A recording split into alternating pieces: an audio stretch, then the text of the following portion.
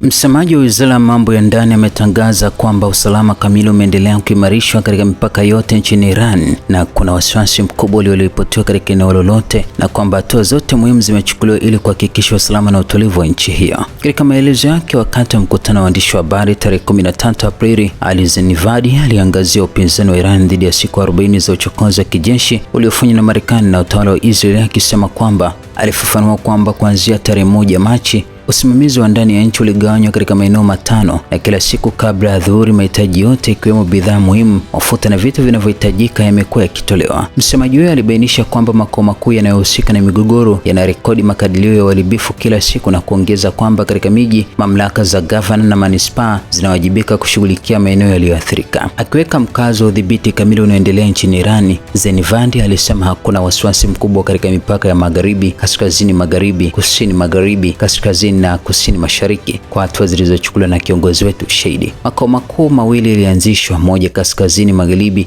na jingine kusini mashariki. Walinzi wa mipaka wa Kikurdi, Kituruki, Kiarabu, Kibaruchi na Wakorosai wote wamejitolea kulinda usalama wa mipaka. Kuhusu ujenzi mpya wa uharibifu uliosababishwa na mashambulizi ya Marekani na Israeli katika siku moja, madaraja na reli zetu zililengwa lakini zilitengenezwa haraka. Leo hakuna njia kuu iliyozuiwa. Tawala na Wizara ya Mambo ya Ndani zina kipaumbele cha watu pamoja na maisha yao. Mkuu wa Mahakama Kuu ya Irani, Goram Hussein Mohsen Ejei, ameeleza utayari wa Tehran kwa mazungumzo na kufikia makubaliano, lakini tu kwa misingi ya kanuni na mantiki. Katika maelezo yake katika kikao cha Jumatatu cha Baraza Kuu la Mahakama, Ejei alifafanua hali ya sasa Iran na malengo yaliyoshindikana ya adui katika uwanja wa vita na diplomasia baada ya siku 40 za vita vya Marekani na Israeli. Jaji mkuu huyu alisema kwamba Marekani kwa kiburi na majivuno yao ya kawaida na kufuata mbinu yao ya kawaida ya mazungumzo, yaani kulazimisha taarifa za uongo, walijitokeza katika mazungumzo yaliyopatanishwa na Pakistan mjini Islamabad tarehe 11 Aprili na kujaribu kutoka katika meza ya mazungumzo.